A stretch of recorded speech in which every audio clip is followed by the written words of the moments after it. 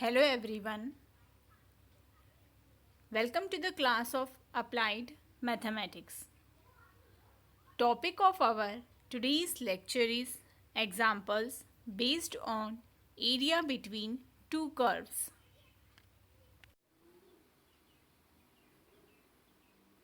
So, let's see the vision and mission of the college. Excellence in technical education to empower youth. अब mission देखते हैं हम. Impart quality technical education to prepare students with excellent technical skills, develop competent and employable diploma engineers and responsible citizen, strengthen industry institute interaction. So let's see the course outcome. Apply the concept of integration to find area and volume. So let's see what are the learning outcome. So after watching this video, you will be able to know how to find area between two curves. आज का ये video देखने के बाद आप सभी area between two curves किस तरह से फाइंड आउट करते हैं ये अच्छे से समझ पाएंगे. हमारा आज का एग्जाम्पल है find the area bounded by the parabola y square equal to 9x and x square equal to 9y.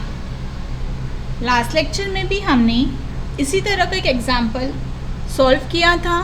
वहाँ पर 9 की जगह पर सिर्फ 2 लिखा हुआ था. ठीक है, ये इम्पॉर्टेंट एग्जाम्पल है तो ध्यान से समझेंगे. ठीक है, तो कोई भी नंबर आ सकता है यहाँ पर. जैसे लास्ट इसमें 9 था, लास्ट लेक्चर में जो हमने एग्जाम्पल देखा था उसमें यहाँ पर 2 लिखा था, अभी 9 लिखा हुआ है. ठीक है, इस तरह से अलग अलग कोई भी डिफरेंट नंबर आ सकते हैं. ओके, तो अब हमें इन्हें सॉल्व करना है. तो हम किस तरह से इसे सॉल्व कर सकते हैं देखते हैं. तो सब में पहले हम क्या करते हैं इन्हें सॉल्व करने के लिए, जो हमारे पास गिवन इक्वेशन रहते हैं वो लिखते हैं. y square equal to 9x and x square equal to 9y. इसके बाद हम क्या करते हैं, हमारा जो फर्स्ट इक्वेशन रहता है वो कंसीडर करते हैं. y square equal to 9x और सेकेंड वाले इक्वेशन से हम y निकालेंगे और उस y की वैल्यू फर्स्ट वाले इक्वेशन में रख देते हैं. तो यहाँ पर राइट हैंड साइड में 9y लिखा हुआ है, तो उस 9 को हम लेफ्ट हैंड साइड में लेकर आएंगे तो हमें क्या मिल जाएगा, x square by 9 equal to y. Therefore y equal to x square by 9. Okay, तो अब हम यहाँ पर y की जगह लिखेंगे x स्क्वायर बाय 9. यहाँ पर उसका स्क्वायर देना नहीं भूलना है. Equal to 9x as it is. Next step में क्या होगा, लेफ्ट हैंड साइड में x square as it is लिखा हमने, अगेन उसको हम स्क्वायर देंगे. डिवाइडेड बाय 9 का स्क्वायर इक्वल टू 9x. तो ये हो जाएगा x raise to the power 4 divided by 9 square means 81 equal to 9x. अब हम लेफ्ट हैंड साइड में डिनोमिनेटर में जो 81 है उसे राइट हैंड साइड में लेकर जाएंगे तो वो मल्टीप्लिकेशन में हो जाएगा 81 इंटू 9x. 81 मल्टीप्लाई बाय 9 ये हो जाएगा 729x। ठीक है, इसके बाद हम जो राइट हैंड साइड का टर्म है उसे लेफ्ट हैंड साइड में लेकर आएंगे, तो क्या हो जाएगा, x raise to the power 4 minus 729x equal to 0। Next step में अब हमें x को कॉमन लेना है, तो यहाँ पर ब्रैकेट में रहेगा x raise to the power 3 minus 729 equal to 0। So therefore x equal to 0 and x cube minus 729 equal to 0। हमें एक x की वैल्यू मिल चुकी है, सेकेंड x की वैल्यू फाइंड करना है हमें, तो हम x क्यूब माइनस 729 इस इक्वेशन से फाइंड आउट कर सकते हैं। तो x cube as it is 729 को हमने राइट हैंड साइड में लेकर गए। ठीक है, हमें सिर्फ x चाहिए है, तो यहाँ पर लेफ्ट हैंड साइड में क्यूब है, उसे राइट हैंड साइड में ले जाएंगे तो क्यूब रूट ऑफ 729। तो क्यूब रूट ऑफ 729 ये क्या हो जाता है, ये हो जाता है 9। ओके, तो इस तरह से हमें एक और x की वैल्यू मिल गई, x इक्वल टू 9। ओके, अब हम इन दोनों x की वैल्यू को जो हमारे पास इक्वेशन दिए हुए हैं उनमें से किसी एक इक्वेशन में रखकर पॉइंट ऑफ इंटरसेक्शन फाइंड कर सकते हैं। तो हम देखते हैं, व्हेन जब x इक्वल टू 0 है तब हमें Y square equal to 9x, ये हमारे पास पैराबोला का इक्वेशन दिया हुआ है, तो उसमें हम x की जगह पर रखेंगे अब 0, तो 9 इंटू 0 इक्वल टू 0, तो हमें मिला है वाई स्क्वायर इक्वल टू 0। तो ये क्या हो जाएगा, वाई स्क्वायर इक्वल टू 0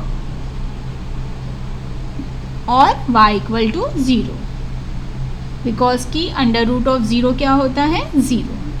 तो इस तरह से हमें एक पॉइंट ऑफ इंटरसेक्शन मिल गया। Therefore point of intersection 0 0। अब हम सेकेंड पॉइंट फाइंड करेंगे। जब हमारे पास x इक्वल टू 9 है तो हम देखते हैं कि y की वैल्यू हमें क्या मिलती है। Y square equal to 9x, हमने इसी इक्वेशन को फिर से लिया है।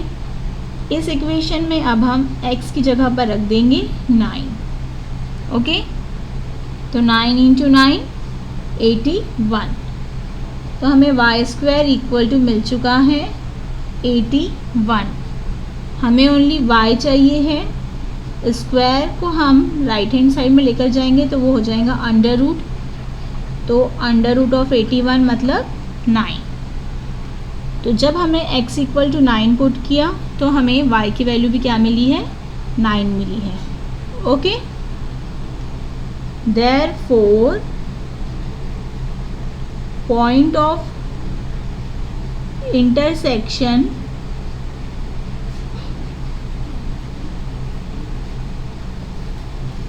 Nine comma 9। अब हम इन दोनों पॉइंट को लेकर क्या कर सकते हैं, कर्व ड्रॉ कर सकते हैं। अब हम इन दोनों पॉइंट ऑफ इंटरसेक्शन के लिए कर्व ड्रॉ करेंगे। ठीक है,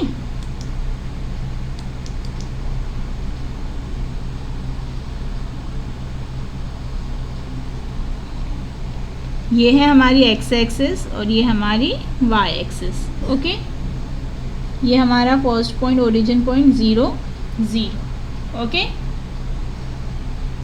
तो हम ले लेते हैं 3 6 9, 3 6 9। ठीक है, हमने इस तरह का पॉइंट लिए है इक्वल डिस्टेंस में। एक पॉइंट हमें मिला है 0 0 पे, पॉइंट ऑफ इंटरसेक्शन 0 0 पे, और दूसरा पॉइंट ऑफ इंटरसेक्शन हमें मिला है 9 9। इसका मतलब कि जब x एक्सिस पे भी क्या है 9 और y एक्सिस के लिए भी 9, तो दोनों के लिए जब 9 और 9 रहेगा तो कहाँ पर मिलेगा वो, यहाँ पर।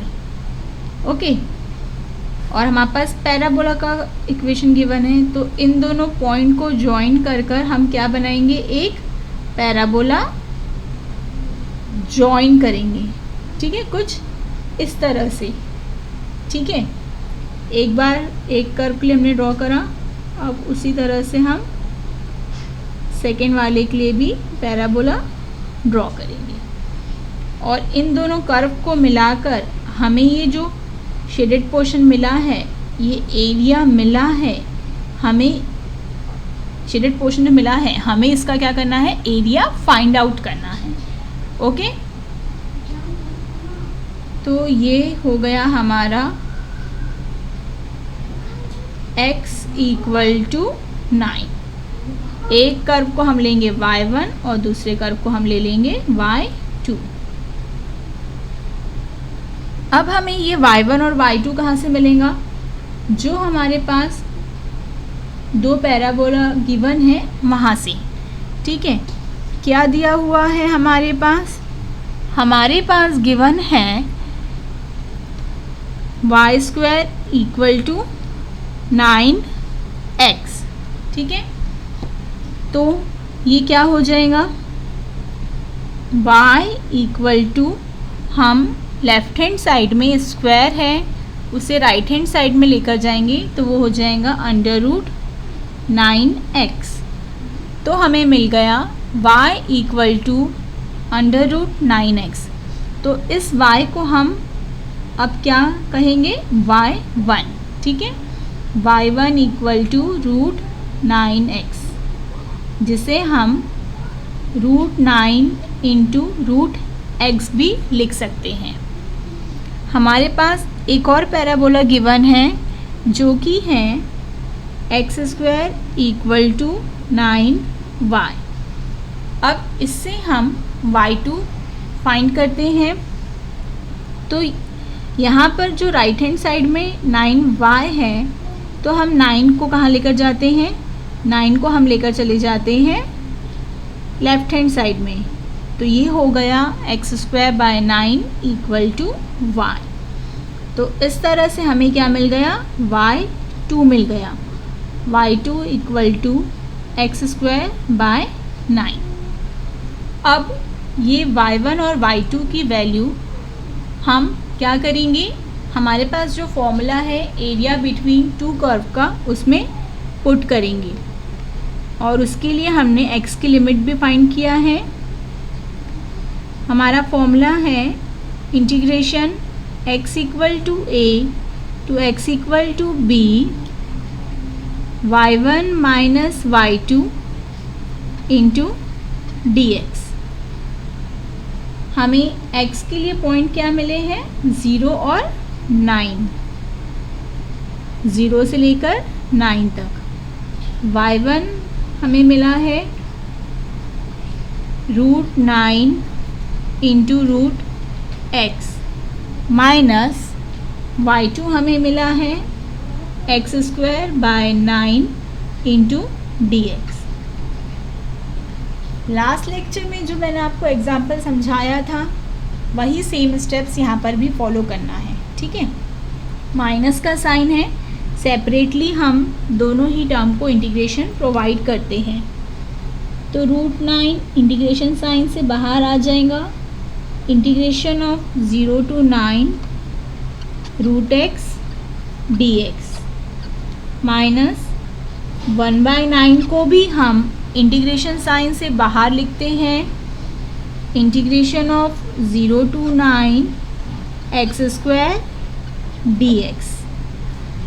फर्स्ट इंटीग्रेशन में हमें मिला है इंटीग्रेशन ऑफ रूट एक्स, जो कि हमारे पास नहीं है, तो उसे हम क्या करते हैं, उसे हम लिखते हैं x raise to the power 1/2 dx minus 1/9 integration 0 to 9 x² dx। अब यहाँ पर हम कौन सा फॉर्मूला यूज़ करेंगे, हम यूज़ करेंगे x raise to the power n का फॉर्मूला दोनों ही इंटीग्रेशन में, ठीक है, जो कि हो जाता है x raise to the power n+1 divided by n+1 plus c।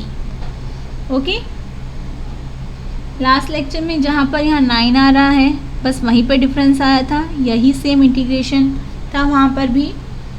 Integration of x raise to the power 1/2, तो ये क्या हो जाएगा, n की जगह हम लिख देंगे 1/2 प्लस 1, तो ये हो जाता है 3/2 डिवाइडेड बाय 3/2।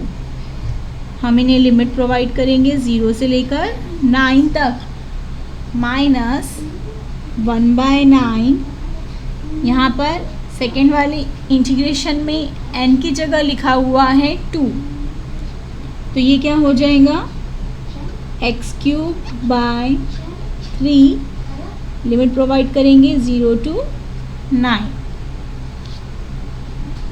√9 जैसे का वैसा फर्स्ट वाले ब्रैकेट में जो डिनोमिनेटर में 3/2 है उसे हम ब्रैकेट से बाहर लाएंगे, तो वो हो जाएगा 2/3 और हम x को लिमिट प्रोवाइड करेंगे, तो पहले हम देंगे अपर लिमिट, तो x की जगह हमने रखा 9 raise to the power 3/2 minus lower limit 0 raise to the power, यानी कुछ भी पावर रहे 0 में तो वो 0 ही हो जाएगा, minus 1/9 as it is. Bracket में से हम 3 को भी बाहर लिखेंगे, तो 3 डिनोमिनेटर में है तो 1/3 हो जाएगा ब्रैकेट से बाहर। ब्रैकेट के अंदर सिर्फ रहा x³, तो उसे भी हम लिमिट प्रोवाइड करते हैं। सब में पहले हम देंगे अपर लिमिट, तो x की जगह हम रखेंगे upper limit 9³ minus lower limit 0 raise to the power 3, इसका मतलब कि 0। √9 क्या हो जाता है, √9 हो जाता है 3, ओके, इंटू 2/3। हम इसे इस तरह भी लिख सकते हैं 9 raise to the power 3 the whole raise to the power 1/2। अब ये जो 1/2 हमने लिखा है इसका मतलब क्या होता है, अंडर रूट, ओके, तो हम इसे अब लिखेंगे अंडर रूट ऑफ 9³ माइनस 1/27। 9 को क्या करना है, 3 टाइम मल्टीप्लाई करना है। अगर नहीं करना है तो ये 9 इंटू 3 जो डिनोमिनेटर में है उसे जैसे का वैसा रहने दीजिए, और यहाँ पर लिखा है 9 रेज़ टू दी पावर 3, तो इसका मतलब क्या हुआ, 9 को कितने टाइम मल्टीप्लाई करना है, 3 टाइम, तो हमने उसे 3 टाइम लिख दिया, ओके। तो फिर क्या हो जाएगा, यहाँ पर ये 9 और 9 कैंसिल हो जाएगा, 3 1 ज़ा 3, 3 3 ज़ा 9, ओके। यहाँ पर भी ये 3 और 3 गेट कैंसिल। अब हम देखते हैं कि नेक्स्ट स्टेप में क्या होगा। Area equal to 2 as it is, bracket में लिखा है under root of 9 raise to the power 3, इसका मतलब कि हम 9 को कितने टाइम्स लिख सकते हैं, रूट के अंदर 3 टाइम्स, ओके। माइनस के बाद में कौन कौन से टर्म बचे, 3 इंटू 9, तो ये हो जाएगा 27।